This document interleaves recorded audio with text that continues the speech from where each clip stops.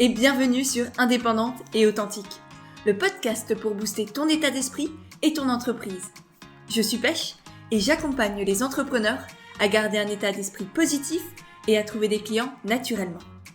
Chaque mercredi, je te partage une réflexion et des conseils pour gagner confiance en toi, oser sortir des cases et développer ton projet tout en restant motivé et en accord avec tes valeurs.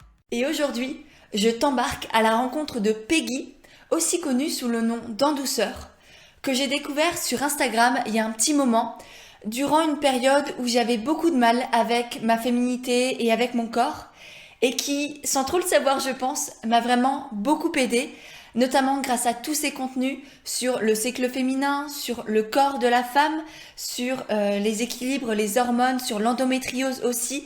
Elle a un contenu vraiment très très riche. Et du coup, je suis très heureuse aussi d'avoir pu partager ce moment avec elle et de pouvoir te transmettre notre conversation. Avec Peggy, on a surtout évoqué les dessous de son dernier lancement, l'acceptation de l'échec et la prise de recul qu'elle a faite. D'ailleurs, elle a fait preuve dans ce podcast d'une vulnérabilité assez incroyable. Donc, merci encore beaucoup Peggy pour ta confiance et pour ces beaux partages, parce que c'est vraiment, tu vas voir quelque chose qui peut être très douloureux et dont personne ne parle vraiment. On a aussi parlé de ses outils de marketing pour vivre ses élans du cœur, pour faire connaître en fait tout ce qu'elle a envie de partager. On a également évoqué sa sensibilité. Comment gérer sa sensibilité et comment même en faire une force? Qu'est-ce que ça lui apporte dans son quotidien d'entrepreneur? C'est un podcast dont je suis ressortie vraiment apaisée, un podcast plein de douceur, sans mauvais jeu de mots, que je suis vraiment très heureuse de te partager aujourd'hui. Mais juste avant de t'envoyer notre petit papotage, je voulais te dire que c'est le dernier épisode de l'été. Je vais faire une pause en août dans tous mes contenus et bien sûr, de nouveaux épisodes reviendront à la rentrée avec de nouveaux formats et plein d'interviews de personnes absolument incroyables. En attendant, bien sûr, tu peux me retrouver au quotidien sur Instagram. C'est là où je vais rester cet été. Je vais mettre tout le reste un peu en stand-by et je vais me concentrer sur Insta. Et d'ailleurs, en parlant d'Insta, je tenais à remercier 2 personnes qui ont partagé le podcast précédent dans leur story Instagram. Il s'agit de Camille Naturopathe et Lily Love, dont je vous mettrai les comptes dans les notes de l'épisode, que je remercie vraiment du fond du cœur. Elles ont simplement fait une capture d'écran du podcast précédent et l'ont partagé dans leur story. Donc merci beaucoup les filles. Et si toi aussi tu as envie de soutenir le podcast et de le propager à de plus en plus de personnes, eh bien n'hésite pas à faire de même. Il te suffit d'appuyer sur ton écran pour faire la petite capture d'écran et ensuite de faire une story sympathique en nous taguant avec Peggy, @endouceur et @pêche&églantine. Ça nous permettra de te remercier et de te repartager. Et maintenant que ça c'est dit, je t'envoie tout de suite notre échange avec Peggy. Comment tu te sens en ce moment? J'ai vu que tu avais lancé un nouveau projet il y a 2 jours, il me semble. Oui. C'est quoi? Comment ça se passe? Mais c'est hyper intéressant que tu en parles et je pense que ce sera hyper intéressant pour ce podcast parce que c'est très particulier et je pense que tu le sais et d'autres qui lancent des projets le savent. C'est toujours, ça fait toujours peur un peu parce qu'on construit un peu ça dans notre coin et on se dit waouh, c'est génial et c'est concret, etc. Et puis après il y a ce moment un peu de connexion à l'autre, de se dire mais quand est-ce que c'est le meilleur moment pour le lancer? Et là, c'est la première fois en plus que je lance quelque chose. Non, après, je l'ai fait en réel, des ateliers ou des choses comme ça, mais vraiment avec une date. Et là, il y a tous ces trucs qui viennent. Mais en fait, les gens, ils finissent le travail à quelle heure? Et puis, c'est quoi le meilleur jour? Est-ce que c'est mieux le week-end? Mais non, après, les gens, ils partent. Et là, j'avais ce truc c'est l'été. Donc, c'est peut-être compliqué. Ben, voilà, si c'est quelque chose de suivi, s'il y a des gens qui partent en vacances, ils pourront pas être là à certaines dates. Et en fait, j'étais dans tout ça et super contente de mon projet. Et j'ai écouté une vidéo qui disait, mais il faut lancer les choses tout de suite. Il faut arrêter trouver le bon moment, trouver le truc quand ça vibre, tu fais. Donc, j'ai fait. C'est ton cœur qui te disait, mais vas-y, t'as envie de faire ça aujourd'hui? Oui, puis il y a tout qui avait un sens, ça va être trop chouette et tout, et j'étais dans cette énergie-là. Et puis avec ces mots qui résonnaient de dire, mais pourquoi attendre la rentrée? Pourquoi attendre demain? Pourquoi attendre les vacances? Enfin, là, je dis dans notre vie en général, C'est pourquoi on attend de commencer la méditation, de faire du sport en vacances. Pourquoi on attend lundi pour arrêter le sucre? Pourquoi? Enfin, tu vois, et j'avais tous ces trucs de me dire, ben non, c'est maintenant. Et surtout quand il s'agit de notre santé, mais quand il s'agit de tout, c'est maintenant quand on a des envies ou des besoins qu'il faut les concrétiser. Donc j'étais un petit peu là-dedans et je me suis dit, bon, eh ben je m'en fiche, je vais arrêter mon côté perfection. Il faut que j'ai les parfaites petites photos à mettre en story pour présenter le truc et tout. Et je me suis dit, je balance le truc. Donc j'ai balancé le truc. Et c'est quoi ce truc? c'est un programme, à faire en groupe autour du cycle pour mieux vivre son cycle et trouver des solutions pour mieux vivre son cycle, avoir moins de douleurs quand on a ses règles, diminuer le syndrome prémenstruel. Oui, donc quand tu dis cycle, c'est le cycle féminin, le cycle. C'est le cycle féminin, oui, ouais. Spécialité. Donc, voilà, donc tout autour de ça. Et puis j'avais envie, je trouve qu'en tant que femme, on est souvent très seule avec ces problématiques-là.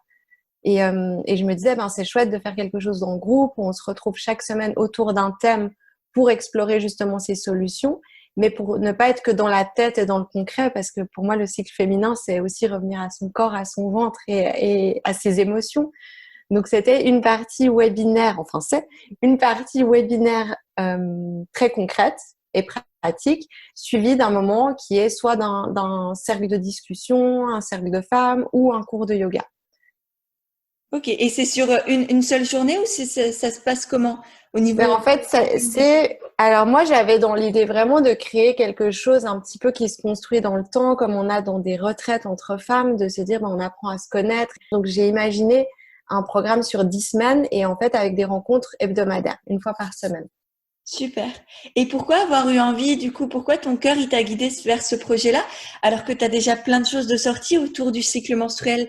Tu as un programme, tu as des e-books, tu as plusieurs choses qui tournent et qui sont géniales. Moi, j'ai fait le programme, enfin, je suis en train de le faire et il est absolument incroyable. On en reparlera peut-être tout à l'heure, mais il est juste magique pour se reconnecter à soi, à son corps, à son cycle, apprendre à se comprendre, apprendre à savoir comment notre corps fonctionne, etc. Gérer aussi la douleur, les fluctuations d'énergie, tout ça, ça aide déjà énormément. Donc, pourquoi avoir voulu rajouter ça en plus? Pourquoi ça t'a fait vibrer? Ça m'a fait vibrer parce que c'était d'être connectées les unes aux autres, en fait. Et même pour moi. Alors, il y a pour les autres, mais il y a pour moi aussi, où je fais un métier où je suis beaucoup derrière mon écran.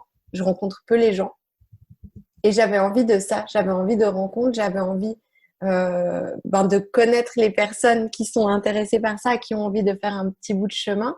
Et puis, je fais aussi des accompagnements, des coachings. Donc, je vois les personnes, mais c'est aussi sur Zoom, mais c'est une personne. Et là, je trouvais chouette d'avoir cette émulation en groupe et d'avoir un soutien qui se crée entre femmes et de créer une petite communauté, mais qui vraiment échange à un niveau plus profond. Ah, je comprends tout à fait. Quand j'ai lancé les coachings de groupe, et je pense que je vais reprendre parce que c'est juste magique, c'est, comme tu le dis, l'émulation, l'énergie qui se crée entre toutes ces femmes qui, de prime abord, ne se connaissent pas et qui, en réalité, ont énormément de points communs et en même temps énormément de différences qui font que elles se complètent.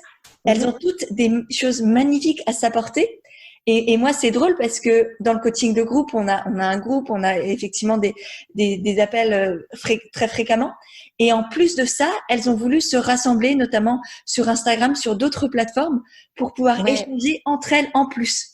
Comme si, au début, ça fait bizarre parce que c'est comme si on s'effaçait un peu et en même temps, on leur laisse toute la place parce que c'est elles qui sont au centre de tout.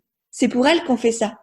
Et moi, ça a été un travail à faire et je trouve ça magnifique de voir toutes ces femmes qui se rassemblent, qui se regroupent, qui s'entraident et oui, je comprends tout à fait, c'est totalement différent avec les accompagnements individuels. Oui, complètement. Et c'est vrai ce que tu dis, je trouve magnifique que ça perdure aussi. Moi, je n'ai pas connu ça parce que c'est la première fois que je propose quelque chose comme ça en ligne, mais j'ai vu avec les retraites de yoga, il y a un truc qui se crée qui est incroyable. J'ai fait une retraite, c'était en novembre dernier en Inde, et le groupe de participantes, elles organisent des week-ends, elles se font pendant le confinement, elles organisaient des Zooms ensemble pour méditer, des choses comme ça. Et je disais, mais c'est juste magique, c'est vrai que c'est super beau. Ouais. Et au début, je dois avouer que ça m'a fait bizarre, tu vois, les filles, si vous m'écoutez, je suis désolée, ça m'a fait bizarre vraiment de voir ça. Alors sur le coup, tu te dis, bah mince, je sers plus à rien. C'est vraiment ça la première réaction, c'est mon ego qui a eu peur, quoi.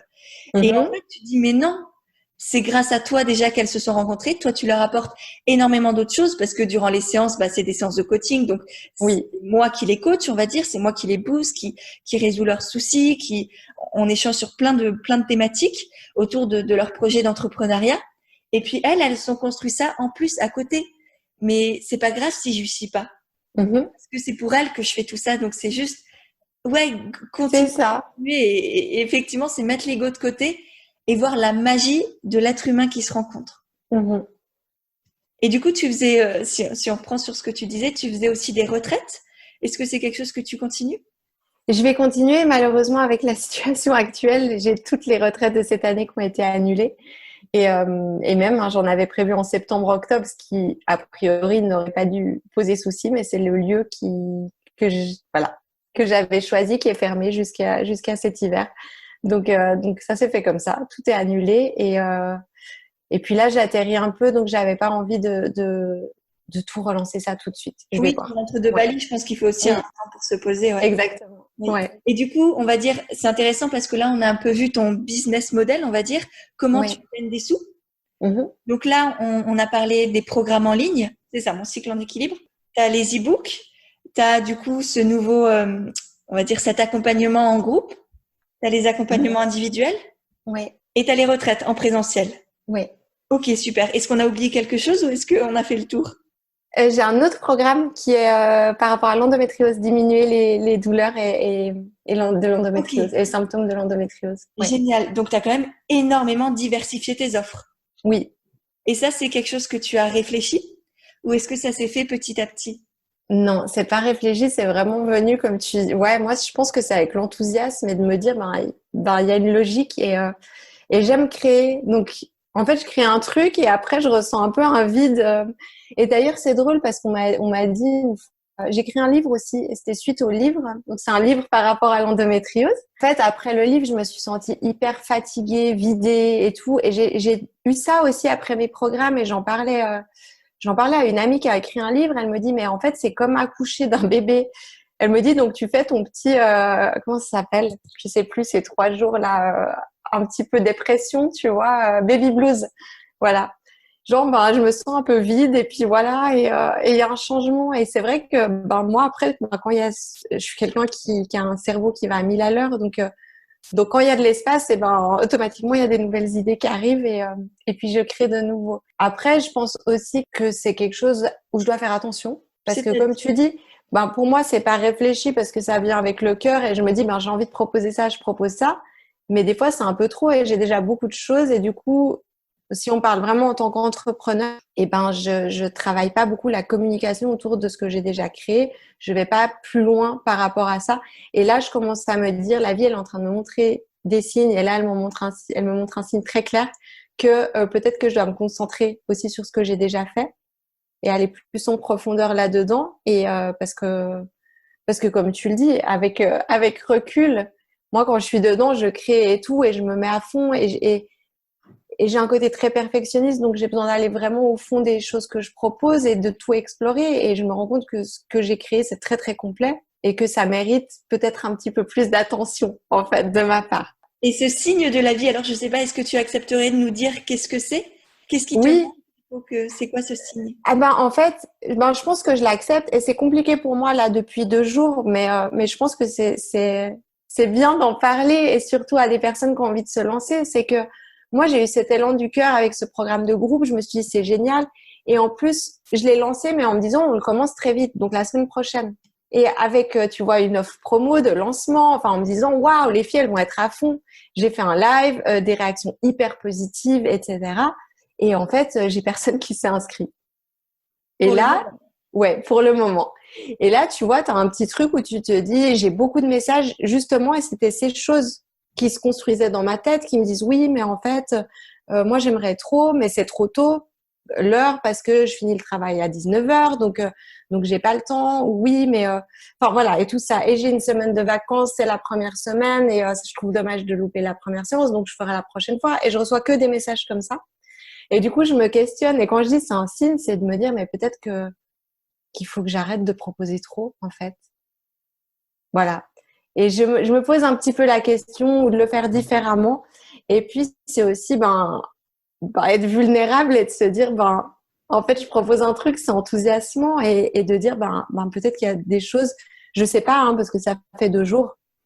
Mais oui, en général, moi, quand j'ai lancé des choses, il y a un engouement et je vois tout de suite le résultat dans le jour suivant. Tu vois, je me réveille le lendemain matin et je reçois des mails qui me disent qu'il y a des inscriptions, il y a des achats de programmes, etc. Donc là, j'étais un petit peu mince. Et puis ce truc en plus, c'est en groupe et puis un peu de la gêne, tu vois, je vais devoir en parler, que j'ai eu un échec et que personne s'est inscrit, mais alors que c'est pas un échec.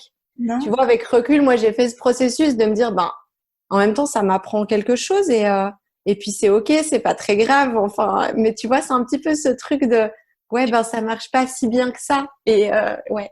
Je comprends tout à fait. Alors déjà, merci pour de partager ça, tu vois, parce que c'est vrai que c'est pas simple. Et là, c'est un beau moment de vulnérabilité que tu nous partages. Donc, merci beaucoup vraiment, Peggy, parce que honnêtement, personne n'ose, enfin, très très peu de monde ose dire ça. Ose dire j'ai été déçu. Pour l'instant, j'ai personne. Moi aussi, j'ai cette peur.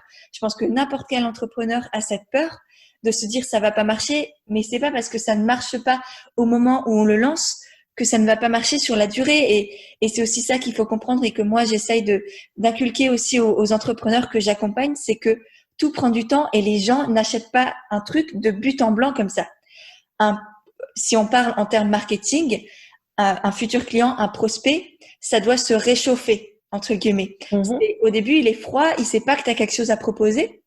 Et toi, au fur et à mesure, il faut que tu lui montres que ça peut lui apporter des bénéfices, que ça peut l'aider, que tu as créé ça pour lui, que tu fais pas ça pour toi. Tu fais pas ça pour gagner du fric.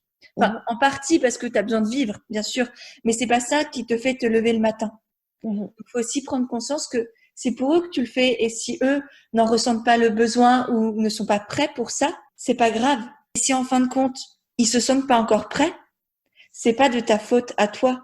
C'est juste que eux ne sont pas prêts et c'est pas de la faute à eux non plus, c'est juste que il y a pas la symbiose entre vous deux. Exactement. Et ça, c'est un très très beau message, je pense, à partager à tous les entrepreneurs du monde, c'est que, comme tu l'as dit, il n'y a pas d'échec. C'est juste que c'est pas le bon moment ou ça allait trop vite ou peu importe. Mais l'essentiel, c'est que tu as écouté ton cœur. Et au moins, tu as essayé et ça veut pas dire que ça marchera pas par le passé, par le futur. Je me suis embrouillée. Oui, complètement. Non, c'est vrai, c'est très juste ce que tu dis. Et justement, et c'est pour ça que j'avais ce truc un peu, ces notions, comme tu dis, de réchauffer. Je les avais. C'est pour ça que je me suis dit, je prends un risque, mais tu vois, j'ai aussi ce truc, moi, où je crois aussi à d'autres choses, en termes, d'énergie et de réponse, en fait. Tu dis, t'as un élan du cœur et puis il va y avoir une réponse aussi. Et voilà. Pour moi, il y a des techniques marketing, il y a des techniques de vente, elles sont utiles et ça a été prouvé que ça marche. Mais c'est vrai que moi, c'est pas quelque chose sur lequel je me penche beaucoup. Et j'avance un peu, j'ai tout appris toute seule. Et je me dis, en fait, ça marche assez bien, quoi. Donc autant continuer un petit peu avec ce que je ressens. Et là, je me suis un peu emballée dans mon truc, tu vois, en écoutant aussi cette vidéo et d'être là, waouh, ça va être direct et tout. Et puis, pas forcément. Et c'est OK. Effectivement, il faut trouver un équilibre entre écouter son cœur, ses envies. Ça, c'est la base. Et ensuite, pour moi, c'est en plus de ça, une fois que tu as cet élan du cœur, tu rajoutes les outils marketing et de communication. Oui. Moi, c'est comme ça que je fonctionne. Là, par exemple, j'ai lancé un atelier aussi pour la semaine prochaine. Oui, donc, j'ai pareil, vu. Les filles, elles ont moins de 7 jours parce que je l'ai lancé samedi et ça aura lieu le vendredi juste d'après. Mais du coup, c'est sur cet élan du cœur, parce que c'est vraiment un ressenti qui vient de moi, et je rajoute les outils marketing, les outils de communication. Et comme ça rend cet élan du cœur, tu vois, c'est pas juste de la com et du marketing brut et un peu qu'on peut juger un peu négatif ou du moins dans mes valeurs, c'est pas en adéquation avec mes valeurs. C'est utiliser les outils que tu connais pour que cet élan du cœur se propage aux autres. Tu vois, que cet amour, que cette envie touche aussi les autres. Oui. Donc, c'est pas négatif le marketing et je sais que c'est pas ce que tu disais du tout. C'est juste qu'il faut l'utiliser à bon escient. Et c'est pour ça aussi que moi, j'accompagne les entrepreneurs pour leur prouver que la communication, le marketing, c'est génial. Utilisé à bon escient. Et sinon, tout le reste, tes autres programmes, etc., c'était des besoins de ta communauté ou c'était pareil, des élans du cœur que tu as construits, que tu as propagés?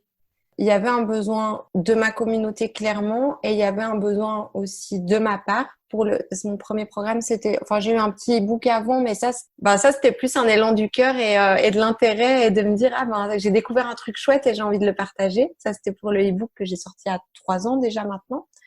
Et puis le premier gros programme, c'était plus autour de l'endométriose. J'avais énormément, donc je communiquais sur mon blog, j'échangeais énormément sur Instagram en termes de messages privés.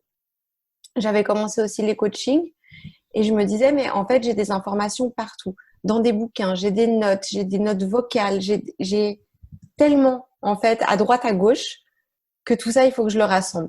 Et il y avait que je le rassemble pour l'offrir aux autres et que je le rassemble aussi pour moi, pour que ça soit un petit peu plus construit et que je sache aussi moi où aller chercher les informations dont j'ai besoin et ne pas avoir ces espèces d'informations qui sont partout au-dessus de ma tête, en fait. Et de me dire, là, elles sont bien rangées et c'est OK. Maintenant, j'ai moi aussi assimilé les étapes et voilà. Donc, les retours de ta communauté, tu les avais comment? Comment tu as su qu'il y avait ce besoin-là? Est-ce que tu as fait un questionnaire en ligne? Parce qu'il y a plein de méthodes. C'est essentiel quand on est entrepreneur de vérifier qu'il y a un besoin derrière. Comment toi, tu l'as capté, ce besoin-là? Moi, c'était tous les messages que je recevais. Sur Instagram? Ouais, c'était principalement ça. Et tous les messages qui sont toujours les mêmes. Voilà, c'était proposer les solutions qui ont marché pour moi. Donc finalement, quand tu reçois 15 messages par jour qui te demandent ce qu'il faut faire et ce qui a marché, je me suis dit, peut-être plutôt que de répondre individuellement à ces personnes, ce qui prend aussi énormément de temps, je pourrais créer quelque chose où il y a toutes ces solutions au même endroit. Moi, mes programmes, tu vois, je les vois pas comme... D'ailleurs, j'ai du mal avec ce mot programme et même le mot formation aussi. Je trouve qu'il manque il manque un terme pour ce qu'on propose. Parce que pour moi, un programme, c'est aussi quelque chose de linéaire qu'on suit de A à Z, et ce qui n'est pas le cas pour ces deux programmes-là. Et donc, le programme endométriose et le programme Mon cycle en équilibre. Et puis, le mot formation, c'est se former. Et puis, à un bout, non, on se forme pas finalement. Enfin, ça peut être aussi simplement une transmission de savoir. Voilà, c'est ça. Et je me dis, il manque un petit truc, je sais pas. Mais pour moi, mes programmes, je les vois comme des boîtes à outils. Ok, ouais, je comprends. Et j'ai ma boîte à outils, il y a tout dedans et je vais piocher ce dont j'ai besoin selon mes besoins. Donc tu peux te dire, si tu sais à peu près où t'en es et puis là où tu dois aller creuser, tu peux aller directement. Ou si tu as suivi tout le programme, parce que c'est possible bien sûr et c'est OK de le faire de manière linéaire. Donc si tu as suivi tout le programme, tu peux après aller rechercher dedans quand tu as besoin. Oui, c'est vrai que le programme Mon cycle en équilibre que j'ai suivi, du coup, c'est vraiment ça aussi, une boîte à outils. À la fois, il y a un ordre logique dans tout ce que tu proposes, et en même temps, moi, je suis allée piocher à la fin pour tout ce qui était sur les hormones etc. Parce que c'est ça qui m'intéressait sur le moment. Mais avant, il y a aussi toute l'explication de qu'est-ce que sont les hormones, comment ça fonctionne, qu'est-ce qu'il y a dans notre ventre, comment tout ça fonctionne. Donc, il y a tout le cycle, vraiment, c'est extrêmement bien fait. D'ailleurs, je te félicite. Merci. Et puis oui, en même temps, on peut aller piocher à droite, à gauche ce dont on a besoin. Ouais. C'est top. Et du coup, on sent aussi beaucoup de sensibilité dans tout ce que tu fais. Et je crois que ça fait aussi partie de ta personnalité. Tu es une grande sensible. Tu me dis si je me trompe, ouais. Oui. Ça se voit à ta tête. Les autres ne te trompent pas. Et je sais que j'ai aussi beaucoup d'entrepreneurs qui me suivent, qui nous écoutent sûrement, qui sont aussi des grandes sensibles. Comment toi, tu gères ça dans ta vie quotidienne et dans l'entrepreneuriat?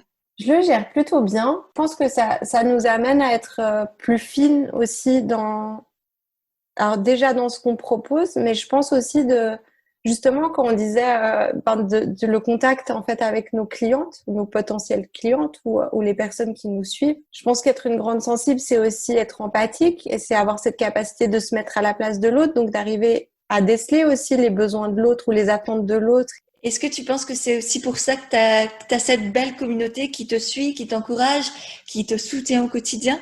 Je pense, j'espère, mais c'est vrai que j'ai une très belle communauté et je trouve ça beau. Souvent, c'est mal vu encore, donc toi, c'est beau que tu arrives à l'avoir comme un bénéfice, que tu en tires. Moi, je le vois comme un bénéfice. Après, je me dis, de nouveau, si on parle en termes de marketing pur et dur, peut-être que des fois, c'est un handicap. Je vois, en fait, quand j'étais à Bali, je vivais dans un endroit où c'est un peu le vivier des digital nomades, entrepreneurs, etc.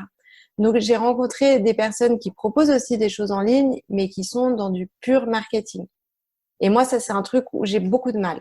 Et c'est vrai que quand ils me parlaient de leur technique, pour moi, c'était non. Et ces gens qui me disaient non, mais je t'accompagne, tu vas voir, non, non, tu fais ça, tu mets tant d'argent, tu récoltes ça. Et déjà, moi, ça me parlait pas du tout. Enfin, moi, ça me paraît dingue. Et je suis un peu non, mais il n'y a pas tu mets 20 000 balles dans des pubs Facebook, t'en récoltes 50 000 et c'était là, non. En fait, déjà, les 20 000 balles à dépenser pour Facebook, je les ai pas. Et, et puis voilà. Et puis, j'aime pas ça, en fait. J'aime pas ça. Et il y a vraiment une aversion qui vient par rapport à ça. Et Du coup, comment tu mets en avant, tu n'utilises pas la pub, très bien, moi non plus, hein. ouais. Et comment tu mets en avant du coup tes programmes, enfin, tu dis tu as tout appris par toi-même, c'est hyper intéressant. Du coup, justement, par quoi t'es passé? Ben, je crois que je passe par l'expérimentation de qu'est-ce qui est bien reçu. Ouais, enfin voilà, je propose, je vois comment c'est reçu. Voilà, ben, je parle de ce que je fais, j'en parle sur Instagram, j'ai un groupe Facebook, j'en parle. Enfin, là, j'ai aussi d'utiliser Pinterest maintenant et de diversifier en fait aussi d'aiguiller aussi sur ma newsletter pour récolter des adresses email pour être sûr parce que finalement les plateformes, les réseaux sociaux, on ne sait pas, ils peuvent disparaître demain et là on peut tout perdre. Donc voilà, j'essaie vraiment de diversifier un petit peu là où je parle des choses et puis je compte sur cet élan du cœur et ces énergies qui circulent en fait. Et pour moi, c'est ça. Et c'est vrai que j'ai beaucoup de mal, moi, avec d'autres techniques où on va me dire, oui, mais tu vois, tu peux faire ça. Tu récoltes l'adresse email, mais aussi le numéro de téléphone, ça envoie directement un WhatsApp à la personne pour acheter ton programme. Et moi, je suis là, je suis là, non. Moi, je trouve ça hyper intrusif. Oh bah ouais, non mais Je me dis, mais moi, je reçois ça, je pars en courant ou je bloque tout de suite la personne, en fait. ah ouais, non mais Et, oui, faire fuir ça. donc peut-être que ça marche pour certains, mais voilà. Et après, j'avais ce truc de me dire, ben oui, c'est vrai que peut-être que si tu mets beaucoup d'argent dans des pubs Facebook, tu atteins énormément de monde. Donc oui, ça va te rapporter une visibilité et des ventes, mais en fait, j'ai pas envie de ça. En fait, c'est comme si, je sais pas pour toi, moi, c'est comme s'il y a un lien qui est fort finalement avec ma communauté. Donc j'ai aussi envie de connaître ma communauté. Ouais. Donc une pub Facebook qui va atteindre c'est pas n'importe qui, c'est drôle, hein, mais j'ai du mal parce que c'est comme si les personnes qui me suivent sur Instagram, finalement, elles me connaissent un peu, donc on a des choses en commun. Et je sais que quand je leur parle, eh ben, ça résonne en fait, et que ben, elles vont apprécier ce que je vais proposer parce que c'est cohérent avec qui je suis et ce que je montre sur les réseaux sociaux. Oui, faut garder en tête que les abonnés, ce sont des êtres humains. T'as beau avoir c'est ça. 10 000 abonnés, ça reste des êtres humains. Il faut les considérer comme tels, il faut leur parler comme tels et il faut les aborder aussi comme tels. Donc effectivement, moi je suis tout à fait en cohérence avec tous les canaux de communication que tu utilises. C'est très bien, c'est aussi moi ce que j'utilise personnellement, c'est ce que j'encourage les gens à utiliser. Et notamment, j'aimerais rebondir sur la newsletter parce que je sais que c'est encore pas assez développé à mon goût, tu vois. C'est très très utile parce que c'est hyper puissant. La newsletter, tu arrives directement dans la boîte mail de la personne. Et souvent, je sais que moi, j'ai plein d'entrepreneurs qui ont Instagram, qui ont Facebook, qui ont Pinterest, mais qui ne pensent pas forcément ou n'ont pas envie, ne voient pas l'utilité d'une newsletter. Donc, j'aimerais bien savoir comment toi, t'en es venu à développer ta newsletter et comment tu la développes justement aujourd'hui. Moi, ça a été vraiment d'une conversation avec un ami, avec mon webmaster, qui m'a dit c'est hyper important. Il m'a dit là, si Instagram disparaît demain, t'as plus personne qui te suit en fait. Donc voilà. Il me dit et même ces personnes, elles seront déçues parce qu'elles sauront pas où te retrouver. Tu vois, ça va dans les deux sens où toi tu te dis mince, mince, mince et les autres aussi. C'est bon ben voilà. Et il me disait c'est hyper important que tu développes ça et voilà. Après, moi, je l'ai pas vraiment développé et c'est quelque chose que j'ai envie de faire plus.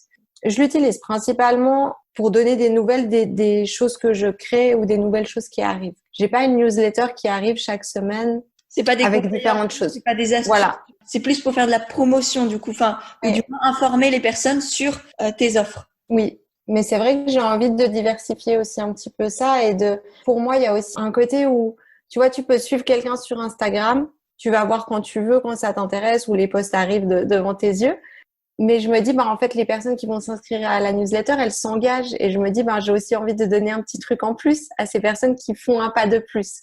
Oui, c'est Ouais. hyper important d'apporter plus de valeur aussi. Un petit conseil maintenant du coup, mais oui, c'est bien si tu arrives de temps en temps aussi à envoyer des conseils justement pour gérer son cycle ou en fonction des saisons ou des choses comme ça, tu vois. Ouais. Plein de choses qui peuvent se faire et comme ça, tes emails de promotion justement, ils passeront peut-être mieux que juste c'est l'email de promo de Peggy quoi. C'est peut-être un peu dommage, tu vois. C'est voilà, un petit conseil comme ça. Et si on revient à l'entrepreneuriat, t'as toujours su que tu voulais devenir entrepreneur?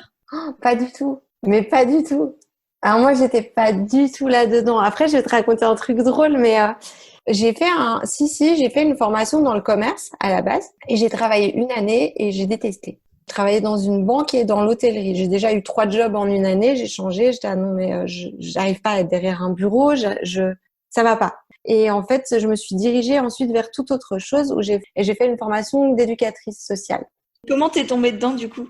Alors, je suis tombée Alors déjà, il y a un truc, c'est le truc que je te disais qui est hyper drôle. À un moment où j'étais j'étais en 2 jobs, j'étais dans un foyer où ça allait pas très bien et je me questionnais sur la suite et j'ai demandé à faire un bilan de compétences.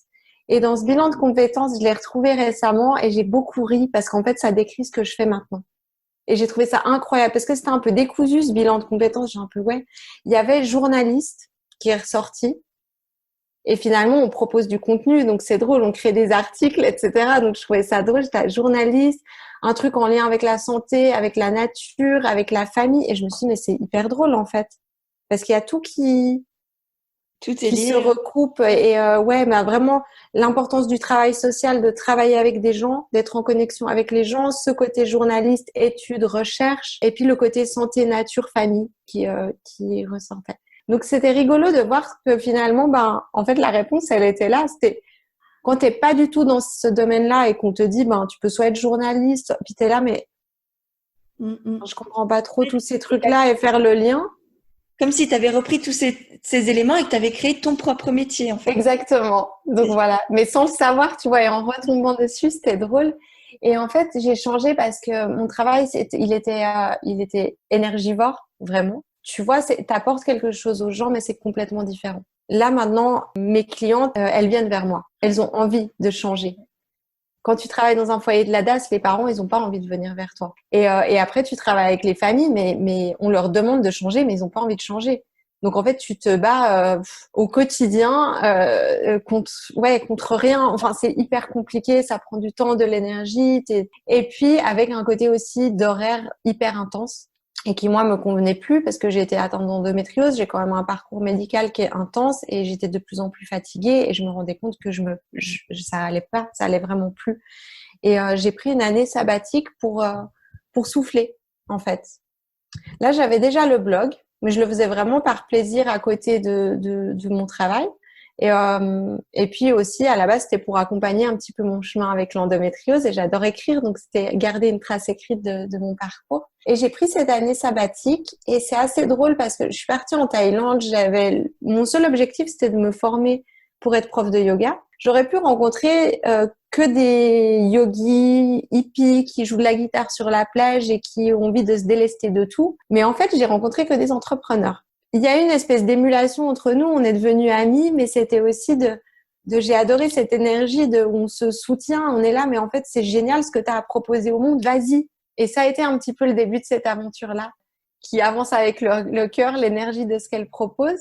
Puis après, petit à petit, c'était l'année dernière où je vivais à Bali, où j'ai continué à rencontrer des personnes comme ça.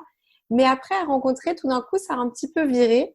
Et c'est pour ça que j'aime bien dire que c'est intéressant les rencontres qu'on fait dans la vie. Mais virer un entrepreneur pur. Mais ça a eu du bon aussi, tu vois, parce que j'ai rencontré des gens qui m'ont aussi mis le doigt sur certains trucs. Regarde, ça peut t'aider comme outil et ça. Et c'est là où je me suis dit, peut-être que je dois aussi, moi, un petit peu aller là-dedans et puis voir comment ça se passe, tu vois. Oui, comme on disait tout à l'heure, utiliser les outils de com et de marketing pour écouter son cœur et pour servir en fait cet élan du cœur. Ouais. Et pourquoi tu étais retournée à Bali du coup? Parce que toi, à la base, tu viens de Suisse, tu es partie en Thaïlande donc faire ta formation de yoga initialement.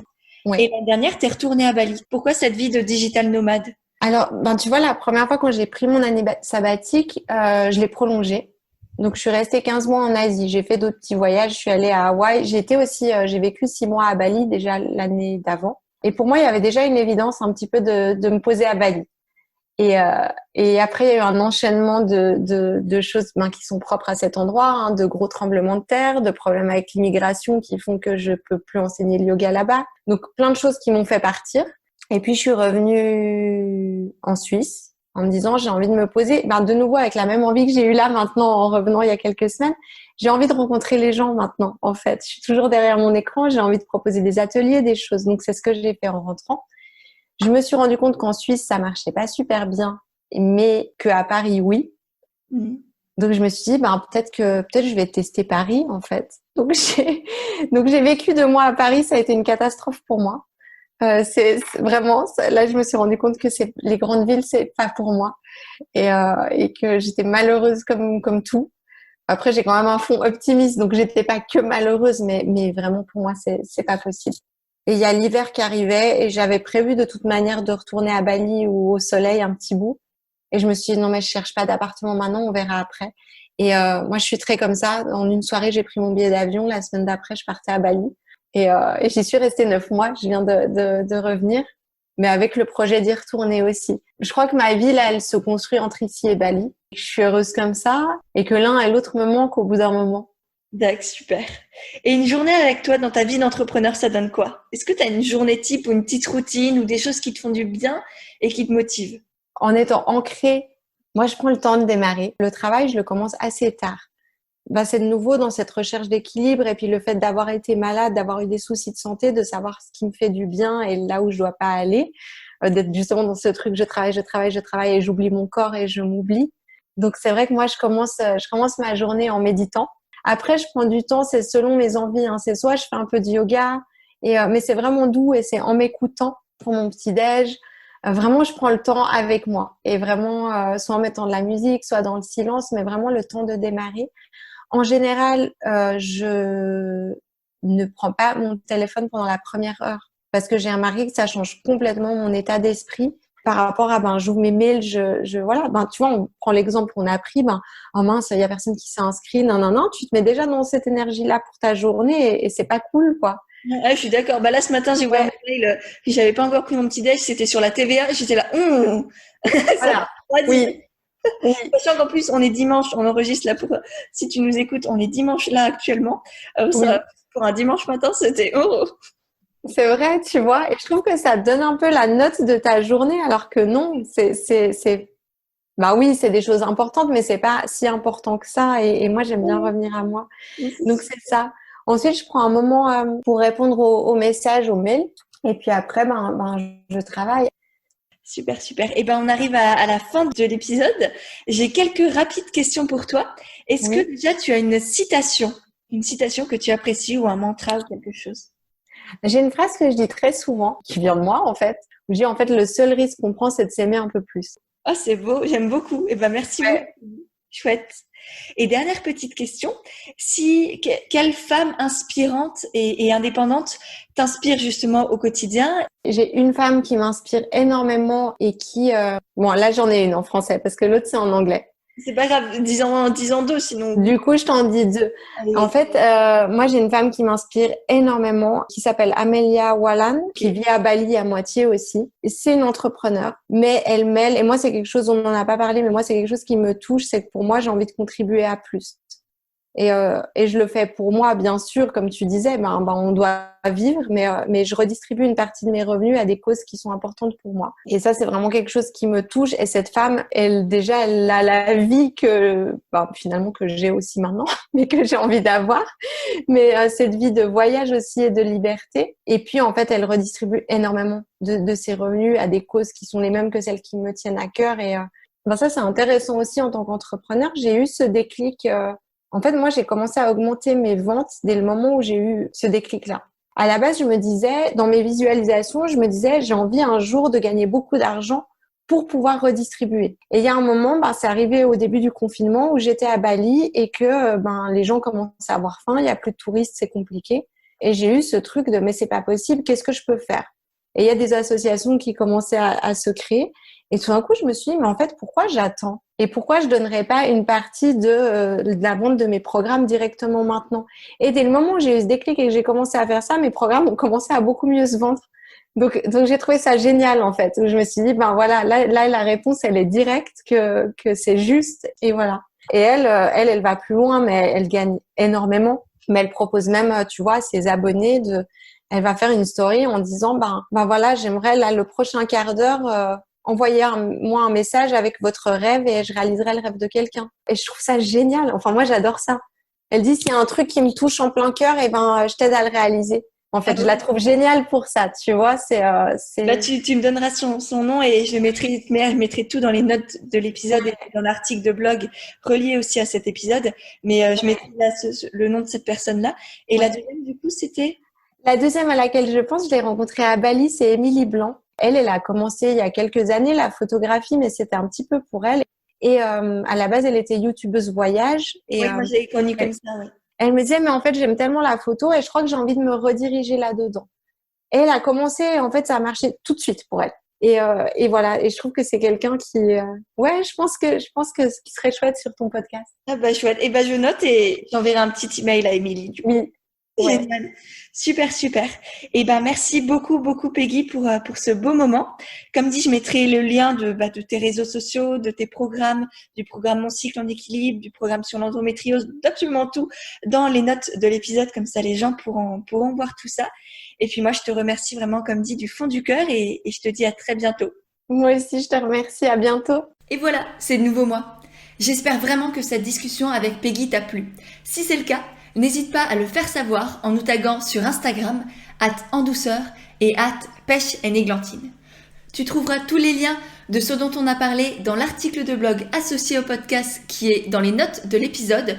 Je t'y mettrai aussi les liens de Peggy bien sûr et notamment son programme Mon cycle en équilibre dont on a pas mal parlé durant le podcast et qui moi personnellement m'a énormément apporté.